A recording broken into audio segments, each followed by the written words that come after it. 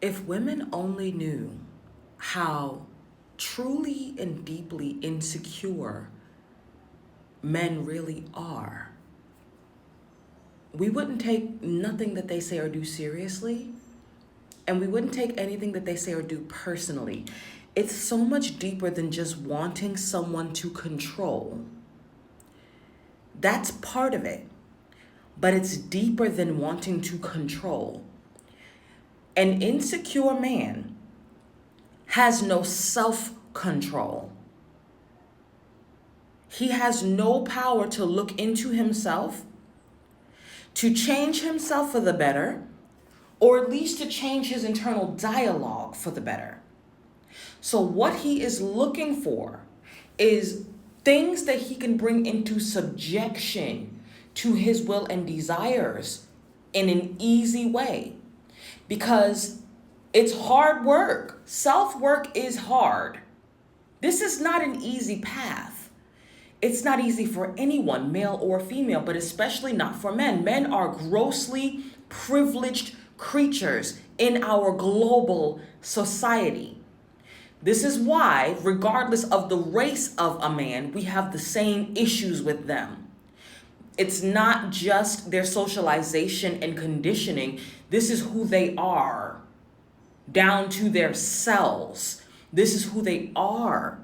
And without any sort of personal self-development work and spiritual self-development work, there will never be anything more for men than this. They inherently do not value women or see women as human beings, as an entire gender.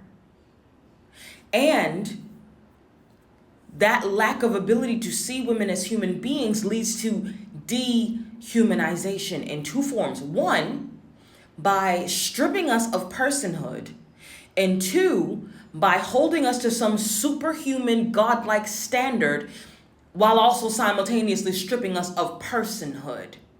Redirecting all of our energies and reversing everything is their only way of coping with that insecurity-based powerlessness. They are insecure, so they want someone weaker so they can feel powerful. It's not just about control. It's not just about control. It's about feeling powerful, because insecure men feel powerless because they are powerless. That's why they feel insecure. A man without power sees himself as a woman. Lacking empathy to men is a form of power, because they see emotions as a form of weakness. And so empathy, the ability to empathize with someone, would require them to give up what they perceive of as power.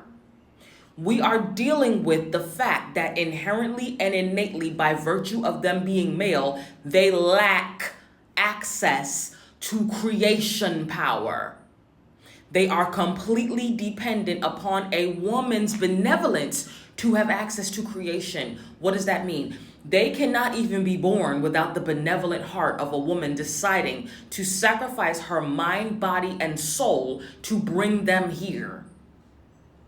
When your own destiny and reproduction is not determined by you, when your destiny and existence lies in the hands of a creature who could just simply choose to use her creation power for her own life instead of to recreate you in your sickness, in your sadism, in your woman hatred, in your dehumanization, in your insecurity, that is terrifying. The advent of patriarchy itself was so that men could find some semblance of power, because they are powerless. They have no power except that it is given to them. We give our power to men. Then we cry victim to our creation. We created these monsters. We gave birth to these monsters. We socialized these monsters. We cultured these monsters. We marry these monsters. We love these monsters. We sacrifice ourselves, our daughters, and each other for these fucking monsters. This is not just about control. It's deeper than that. And it's time for us to have a serious conversation about that depth. Read this here. She says she told a man that he lacked empathy. He denied that he lacked empathy. His own mother told him the same thing and he didn't believe it.